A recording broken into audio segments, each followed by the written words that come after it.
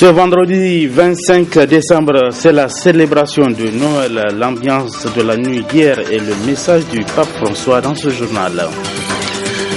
Point de presse ce matin du vice-président de la CENI, l'audit du fichier électoral par l'OIF était au menu des échanges avec la presse nationale et internationale.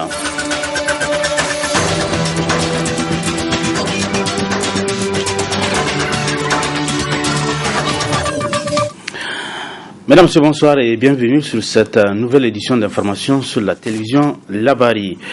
Aujourd'hui, 25 décembre, les chrétiens du monde entier célèbrent Noël ou fête de la Nativité. Hier soir, il y a eu dans les églises les messes dans une ambiance festive. C'était en présence de nos reporters Abdrazak Idrissa sur des images de Saddemi. Comme chaque année, les fidèles se sont retrouvés dans les différents lieux de culte pour célébrer l'anniversaire de la naissance de Jésus de Nazareth, fils de Marie.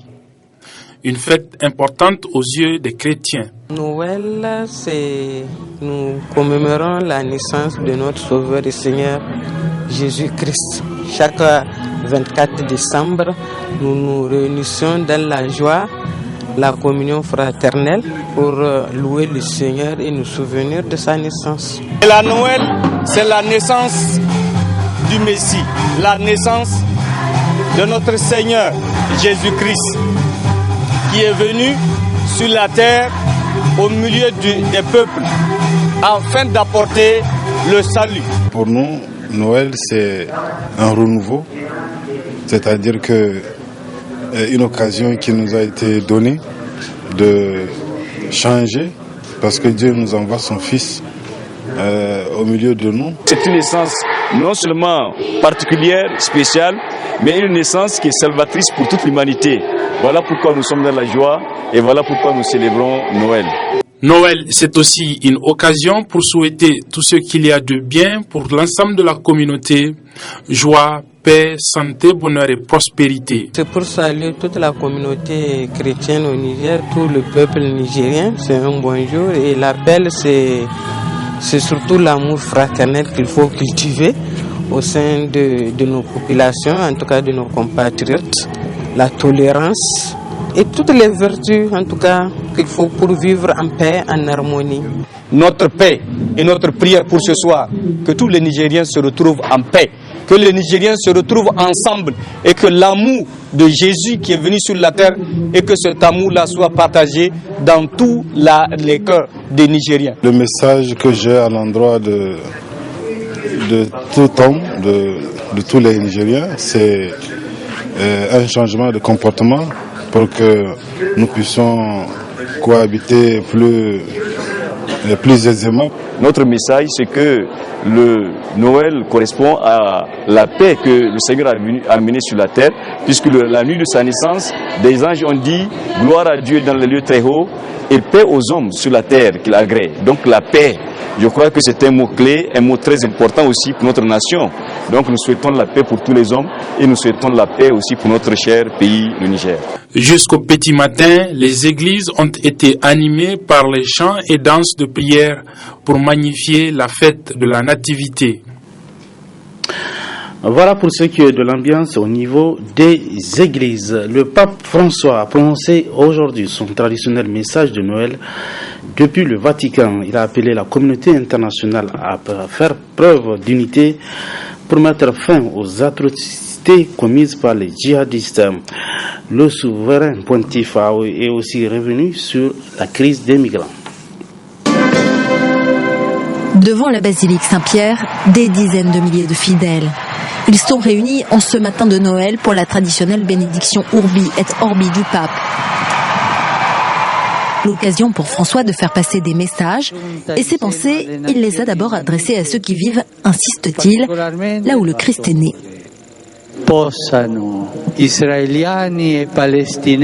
Puissent les Israéliens et les Palestiniens reprendre des négociations directes et parvenir à un accord qui permettra aux deux peuples de vivre ensemble, en harmonie. Le pape fait la liste des conflits à travers le monde. Il s'attarde notamment sur les pays arabes et revient sur les attentats qui ont secoué la planète ces derniers mois. Mes pensées vont aussi à ceux qui sont affectés par les atroces actions terroristes. En particulier les récents massacres qui ont eu lieu dans le ciel égyptien, à Beyrouth, Paris, Bamako et Tunis. Dans la tradition chrétienne, le pape n'oublie pas les plus vulnérables, avec une pensée particulière pour les migrants, une cause qui lui est chère. Nous n'oublions pas tous ceux qui fuient l'extrême pauvreté ou la guerre et qui voyagent trop souvent dans des conditions inhumaines et fréquemment au péril de leur vie. François a d'ailleurs saisi cette occasion pour remercier tous ceux, États et particuliers, qui viennent en aide aux migrants. Joyeux Noël à toutes et à tous. Toute autre chose à présent dans ce journal. Le fichier électoral sera bel et bien audité par des experts de l'Organisation internationale de la francophonie, attendu incessamment à Niamey. C'est l'une des principales conclusions du point de presse animé ce matin par le vice-président de la CENI. Par la même occasion, la CENI a fait une mise au point sur certaines interprétations faites au sujet de l'audit de l'OIF. Le résumé de ce point de presse avec Ousmane Sidikou.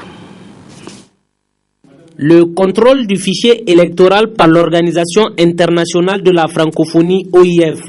C'est le point essentiel abordé par la Commission électorale nationale indépendante CENI lors de ce présent point de presse, et ce pour lever toute équivoque. La CENI a reçu le fichier électoral conformément à la loi. Par contre, le bureau de la CENI a saisi l'Organisation internationale de la francophonie d'une requête au fin du contrôle de la fiabilité du fichier électoral pour deux raisons principales. D'une part, parce que la CENI veut s'assurer que le fichier est opérationnel. D'autre part, vous le savez, une partie de la classe politique et de la société civile continue à douter de la fiabilité du fichier électoral malgré l'audit externe national qui a été diligenté.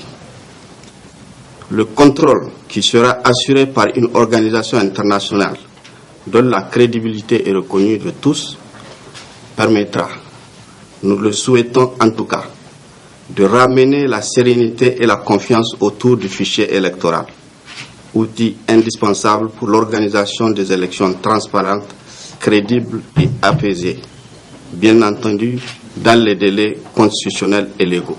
Une requête favorablement accueillie par l'organisation francophone, dont une mission est incessamment attendue et qui travaillera en synergie avec des experts nationaux. Les experts auront pour mission d'examiner le fichier électoral du Niger et veiller notamment à ce que les éventuelles anomalies puissent être clairement identifiées et corrigées. Dans cette démarche que nous avons souhaitée transparente et inclusive, la mission de l'OIF travaillera avec un comité d'experts nationaux qui seront désignés non seulement par le groupe des partis de l'opposition, celui des partis de la majorité, des non-affiliés, mais également par la société civile, sous la supervision bien entendu de la CENI, qui fixera les termes de référence en collaboration avec les experts internationaux. La CENI a déjà écrit aux différents groupes pour leur demander de désigner chacun 2 experts. Le fichier électoral, véritable pomme de discorde entre la classe politique. Gageons qu'avec cet audit de l'OIF, que les conditions seront créées pour aller à des élections acceptées par tous. Le Bureau national des femmes de l'Association nigérienne pour l'appel et la solidarité islamique organise une série de conférences animées par le frère Adil Ayedoun de nationalité béninoise. Le thème traité par celui-ci ce matin a été Islam et le défi du XXIe siècle. C'était en présence de notre reporter Ali Sissi Ibrahim. L'islam est une religion de paix qui favorise les échanges afin de faire connaître davantage le contenu de la religion islamique. Et c'est dans cette dynamique que le Bureau national des femmes de l'Association nigérienne pour l'appel et la solidarité islamique ont initié une série de 3 conférences publiques qui seront toutes animées par le frère Adil Ayedoun de nationalité béninoise. Ainsi, le premier thème abordé aujourd'hui a été l'islam et le défi du XXIe siècle, ce qui a permis à Adil Ayedoun de parler de plusieurs aspects, dont celui de l'incroyance. Le problème de l'incroyance est très important. Quand vous regardez par exemple l'hindouisme, comme le bouddhisme, ainsi de suite, eux par exemple ils se basent sur près de 330 millions de dieux pour pouvoir faire quoi? Pour pouvoir évoluer dans leur idéologie. C'est-à-dire, le monde compte plus de 330 millions de dieux. Est-ce que réellement 330 millions de dieux peuvent diriger le monde? Non. D'autant plus qu'il peut y avoir des guerres civiles entre eux, le problème va arriver. Nous, les êtres humains, on va faire comment? Il y a d'autres, par exemple, qui parlent de Brahma, Shiva, Vishnu. Les mêmes choses. Ça veut dire Dieu en 3. Dieu en 3, il y a un Dieu pour le mal, un Dieu pour le bien. Ça ne peut pas marcher, d'autant plus que si jamais le Dieu du mal, d'ailleurs même aujourd'hui, il y a plus de mal que de bien, ça veut dire qu'il y a un Dieu qui est plus fort qu'un autre Dieu. Ça aussi, ça ne marche pas. Si nous prenons aujourd'hui l'islam, l'idéologie musulmane, c'est Dieu unique. Et aujourd'hui, la majorité des scientifiques sont en train de nous rejoindre dans ce cas, d'autant plus que les scientifiques ont découvert finalement qu'il y a un phénomène qu'on appelle Big Bang. Nous allons revenir au cours des autres trucs là sur ça.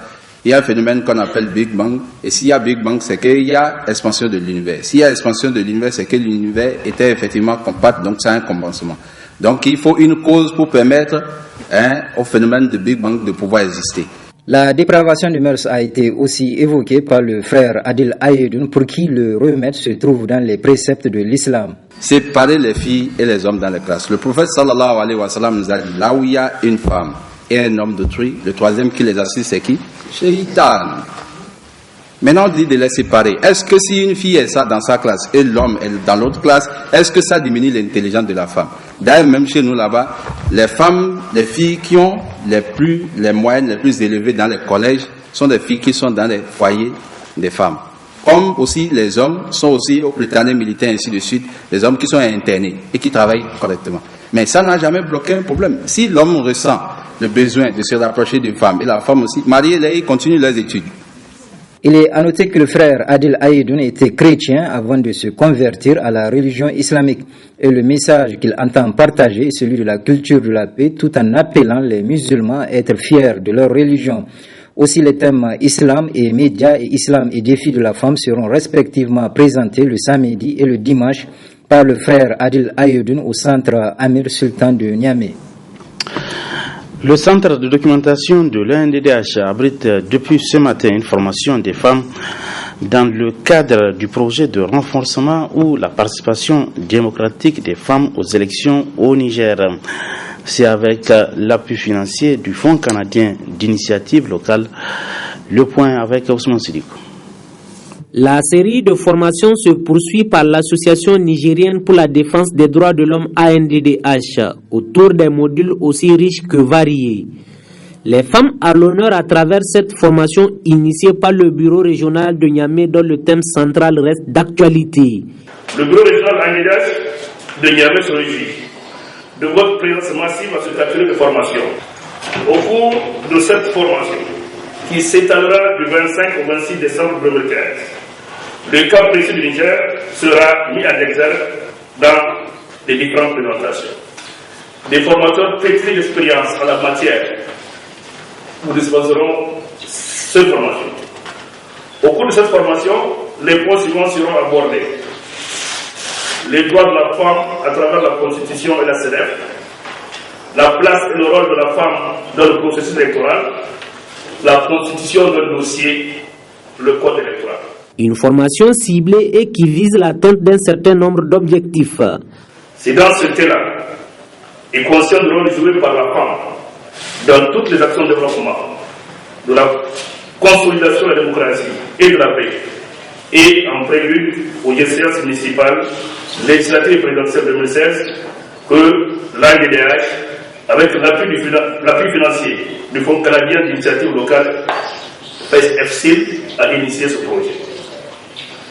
Il a pour objet le renforcement de la participation démocratique des femmes aux élections locales, législatives et présidentielles au Niger, en vue de préparer les femmes urbaines et rurales à une participation massive et active comme électrices et candidates. Cette formation s'étalera sur 2 jours et les connaissances acquises à travers les différentes communications contribueront à enrichir leurs connaissances et les aideront certainement dans le suivi intégral du processus électoral au Niger.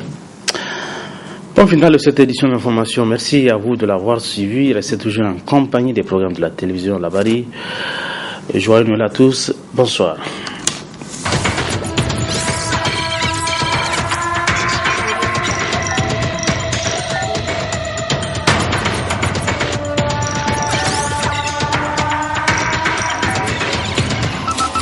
Okay.